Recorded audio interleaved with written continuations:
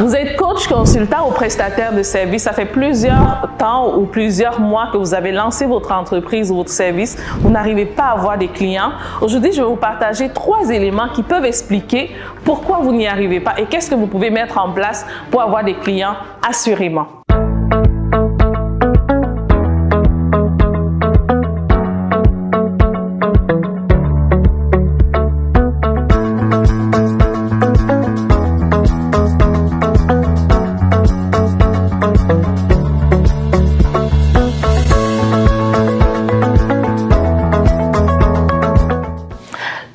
Chose que vous devez absolument mettre en place, c'est que vous devez revalider votre offre de service.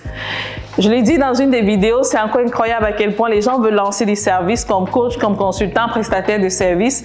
Et c'est encore incroyable à quel point la dimension pratico-pratique, vous offrez quoi exactement et comment vous l'offrez n'est pas clair. Et c'est l'un des piliers les plus importants qui empêche énormément de coachs, de consultants ou de prestataires de services à avoir des clients. Ce n'est pas seulement le marketing. Quand on vous demande pratico-pratique, qu'est-ce que vous offrez? Comment vous l'offrez? Quel est le processus par lequel vos clients vont passer pour avoir justement les résultats? Quels sont les résultats attendus de ce que vous offrez? Vous devez avoir une clarté de ces informations-là, aussi claire que ça, et ça va vous permettre de pouvoir vous sécuriser, de pouvoir aborder les clients plus facilement, de savoir à qui vendre, et donc ça introduit un peu le deuxième élément pour lequel vous n'arrivez toujours pas à avoir des clients. Le deuxième point qui vous empêche d'avoir des clients, c'est vraiment la clarification de votre client cible. Imaginez que vous avez quelque chose d'important où vous voulez viser vraiment une cible, vous lancez des pièces sans savoir où vous lancez, il y a de fortes chances que ça ne porte pas de résultats. C'est la même chose justement pour les personnes qui offrent des services de coach et de consultant. Aujourd'hui, on a une panoplie de services dans ce sens-là, mais plus vous n'aurez pas clarifié vraiment à qui je m'adresse. Et quand on parle d'à qui je m'adresse, c'est peu importe, même si j'offre des services de photographie, je veux offrir mes services spécialement à qui? Qui a besoin de mes services? Avec qui je sais que je peux avoir des services de qualité, leur offrir quelque chose que j'aime et qui peut leur apporter de la valeur. La même chose comme coach ou consultant. Vous voulez offrir vos services, même si c'est des services de coach en termes de développement personnel, mais c'est à quelle catégorie de personnes? Qui ressemblent à quoi? Qui ont quelle problématique? Il faut vraiment aller cibler de façon très détaillée à qui vous voulez vous adresser.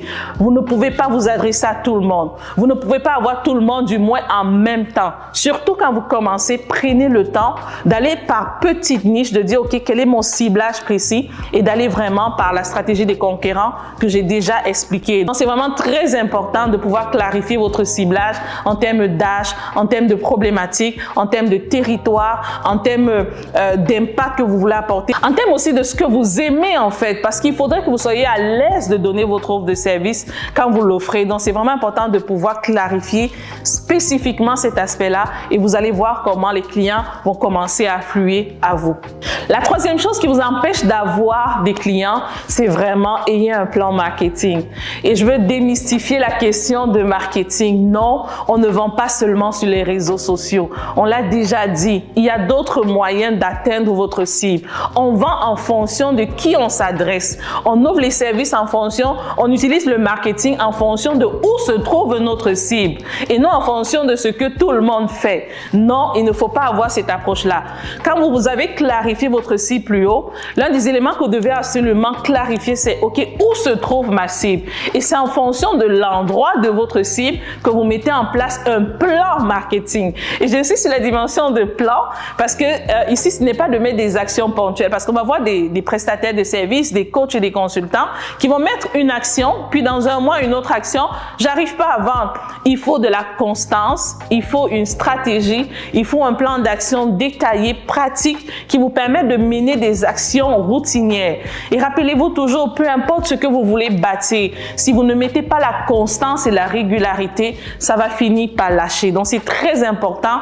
Un des éléments qui empêche beaucoup de coachs, consultants, prestataires de services à avoir des clients, c'est vraiment cette dimension de oui, je connais où est ma cible, je connais ce que je veux offrir, mais maintenant, comment je fais pour atteindre ma cible? Et je mets aussi à l'intérieur une dimension de constance et de régularité avec une stratégie associée. Et non, tout ne se fait pas seulement sur le digital. Il y a d'autres piliers que vous pouvez utiliser pour pouvoir offrir vos services. J'espère que ça va aider plusieurs. Et dites-moi en commentaire qu'est-ce que vous faites pour pouvoir avoir des clients. Merci, Bernadette Tagne.